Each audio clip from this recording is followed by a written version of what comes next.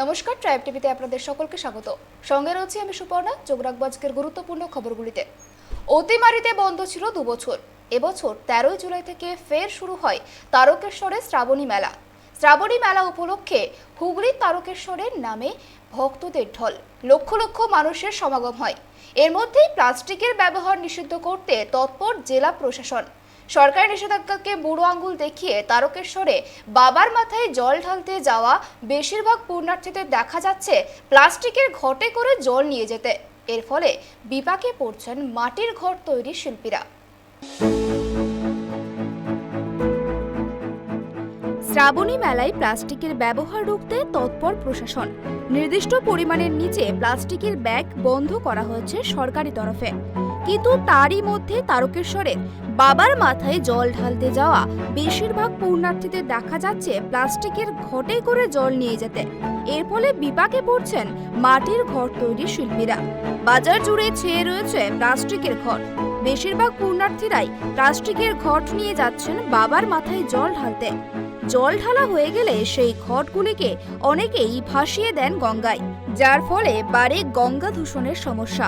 কিন্তু অপরদিকে মাটির ঘট ব্যবহার করলে এই সমস্যা থেকে রেহাই মিলবে বলেই মনে করছেন বিশেষজ্ঞরা। অতীতে সমস্ত পুণ্যার্থী কাঁধে করে বাবার মাথায় জল ঢালতে মাটির ঘড়ায় করে বাঁকে করে জল নিয়ে যেত এবং সেই ঘট জলে ভাসিয়ে দিলেও সে মাটি আবারও মিশে যেত পরিবেশের সঙ্গে।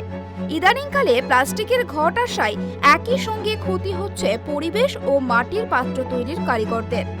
মাটির পাত্র তৈরির পেশায় যুক্ত এক কারিগর জানান, আগে যে পরিমাণ মানুষ এই পেশার সঙ্গে যুক্ত ছিল তার সিকিভাগও টিকে নেই বর্তমানে। বাজারে প্লাস্টিকের ঘট আসায় ব্যাপক ক্ষতির মুখে পড়ছেন তারা। তিনি আরো জানান,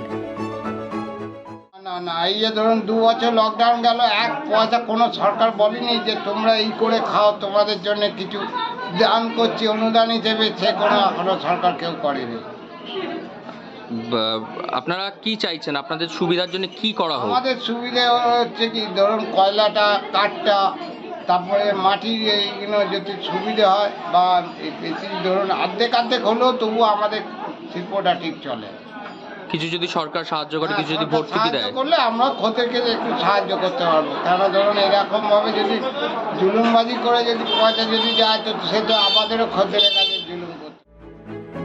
এরই মধ্যে কিছু পুণ্যার্থীরা রয়েছেন, তারা জানাচ্ছেন প্লাস্টিকের ঘটে জল নিয়ে যেতে সুবিধা হয়, তাই অনেকেই প্লাস্টিকের ঘট কেনে।